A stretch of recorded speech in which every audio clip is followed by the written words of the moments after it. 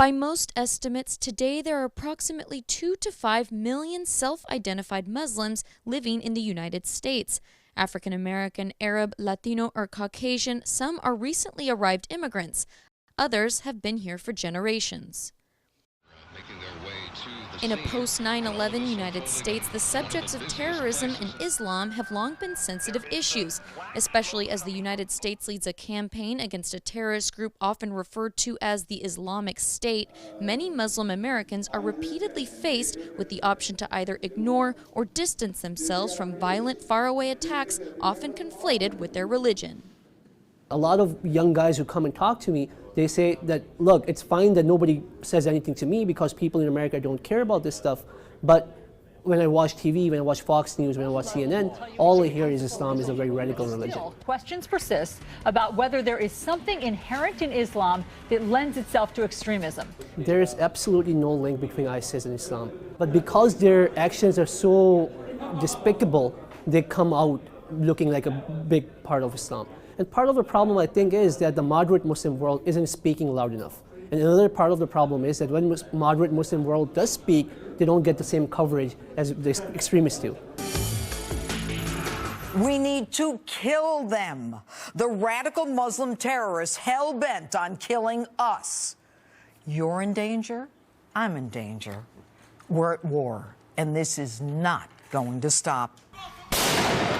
Attention towards violence by terrorist groups claiming allegiance to Islam peaked in January when gunmen attacked the offices of a French satirical weekly in Paris and later a nearby grocery store, killing 17 people.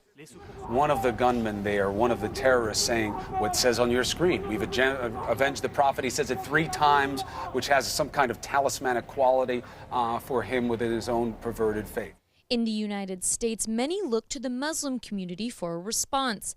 In Washington, D.C., Muslim youth publicly condemned the attacks, presented the French ambassador to the United States with a bouquet of flowers, and pledged peace and their respect for the United States. We're trying to show them that we are peaceful, peace-loving Muslims, and we're here with them and against in support of our troops, our country, and our nation. I would like to share with you some Other leaders asked why Christians aren't asked to apologize when conservative right-wing criminals carry out attacks. There is nothing in our faith that encourages Muslims to be violent or more violent than Christians or Jews. Most Americans, including Muslim Americans, all what they see presented about Islam and the Muslim world, the 1.7 billion people in all over the 7 continents, all what they see is violence and bloodshed. And therefore, there is like selective depiction of what it means to be a Muslim on daily lives. Recent studies show evidence of negative public opinion towards Muslims in the United States compared with perceptions of Christians and Jews. Meanwhile, data shows that only 37 Americans have been killed in Muslim-related terrorist attacks in the United States since 9/11.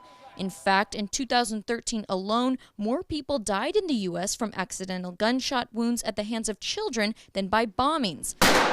But analysts say those statistics often don't make headlines. We feel that even mainstream, traditional, balanced media feels comfortable now to normalize Islamophobia.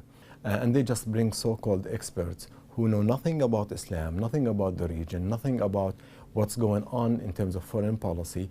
And they do this just to fill airtime, to push certain political agenda. Many in the Muslim American community see the real relationships between Muslims and non-Muslims in the United States as a success story.